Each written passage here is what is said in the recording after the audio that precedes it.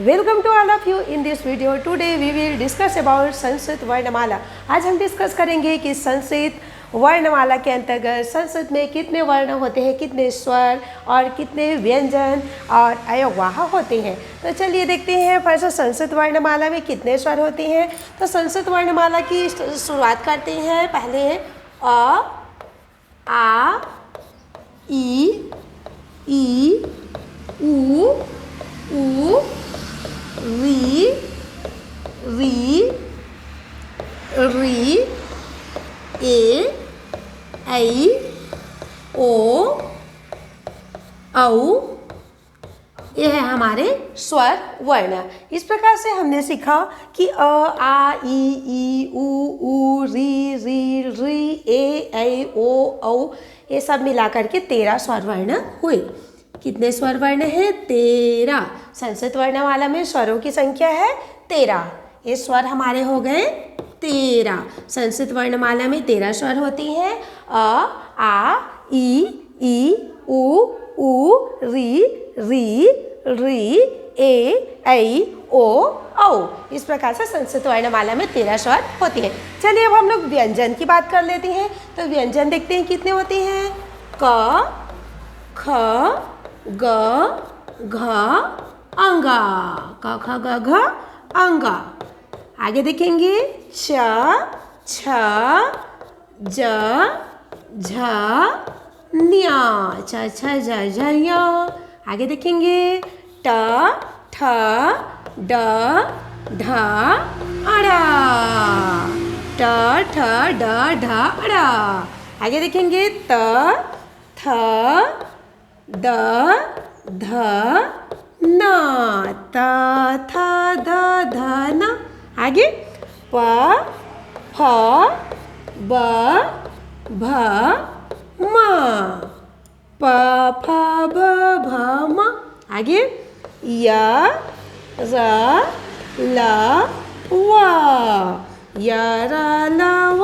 आगे देखेंगे स, ह, श, ह। इस प्रकार से इसको काउंट करके गिन करके देख लेते हैं कि कितने व्यंजन हैं। 1, 2, 3, 4, 5, 6, 7, 8, 9, 10, 11, 12, 13, 14, 15, 16, 17, 18, 19, 20, 21, 22, 23, 24, 25, 26, 27, 28, 29, 30, 31, 32, 33। इस प्रकार से हमारे व्यंजनों की संख्या हो गई। व्यंजन कितने हो गए? 33। व्यंजनों की संख्या है 33 और स्वरों की संख्या है 13। अब इसके बाद हमारे बीच में 2 वर्ण और बचा हुआ है, उसको भी देख लेती हैं। 2 हमारे हैं अयोगवाह, अयोगवाह। अयोगवाह कौन कौन से हैं? फर्स्ट है अंक, जिसे बोला जाता है अनुस्वार, और एक होता है आह, जिसे बोला जाता है विसर्ग। इस प्रकार से 2 हो गए अयोगवाह। कितने हुए? 2 अयोगवाह।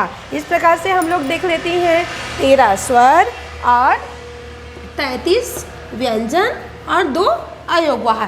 इस प्रकार से हम लोगों का हो गया 48 वर्ण होते हैं। इस प्रकार से हमने सीखा कि संस्कृत व्याकरण के अंतर्गत संस्कृत वर्णमाला में अर्थात वर्णों की माला में अक्षरों के समूह में संस्कृत अक्षरों के समूह में 48 वर्ण होते हैं, जो इस प्रकार से है अ, आ, ई, उ, री, ए, ऐ, ओ, औ।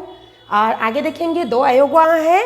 2 अयोगवाह अंग, आह। एक अनुस्वार, एक विसर्ग। आगे व्यंजनों की संख्या देख लेती हैं। व्यंजनों की संख्या में क, ख, ग, घ, अंग क वर्ग के अंतर्गत आता है। च, छ, ज, झ, न्या। ये च वर्ग के अंतर्गत आता है। ट, ठ, ड, ढ, अड़ा ये ता वर्ग के अंतर्गत, ट वर्ग के अंतर्गत आता है। त थ द ध न, ये त वर्ग के अंतर्गत आता है। प फ ब भ म, ये प वर्ग के अंतर्गत आता है। इस प्रकार से हमारे 5 संस्कृत व्याकरण में, संस्कृत वर्णमाला में 5 वर्ग होती हैं। फर्स्ट क वर्ग, च वर्ग, फिर ट वर्ग, फोर्थ है त वर्ग और फिफ्थ है प वर्ग। 5 वर्ग होती हैं। और देखिए य र ल व, इनको बोला जाता है अंतस्थ वर्ण। अंतस्थ वर्ण, चूँकि इनका उच्चारण न तो स्वर की तरह होता है न ही व्यंजन की तरह होता है, इसीलिए इनको अंतस्थ वर्ण कहा जाता है, लेकिन इनको व्यंजन की श्रेणी में रखा जाता है।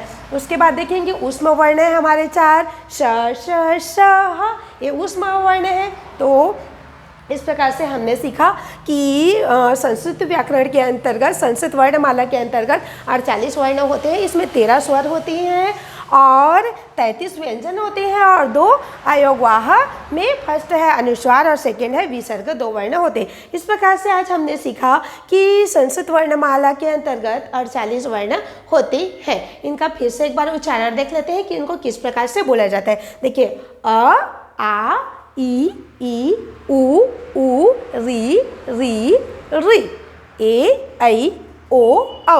आगे देखेंगे 2 अयोगवाह को, अंग, अह। आगे देखेंगे व्यंजन वर्ण क, ख, ग, घ, अंग, च, छ, ज, झ, ञ, ट, ठ, ड, ढ, अड़, त, थ, द, ध, न, प, फ, ब, भ, म, य, र, ल, व, स, श, ह। इस प्रकार से आज का हमारा टॉपिक यहाँ से कंप्लीट होता है। Thank you.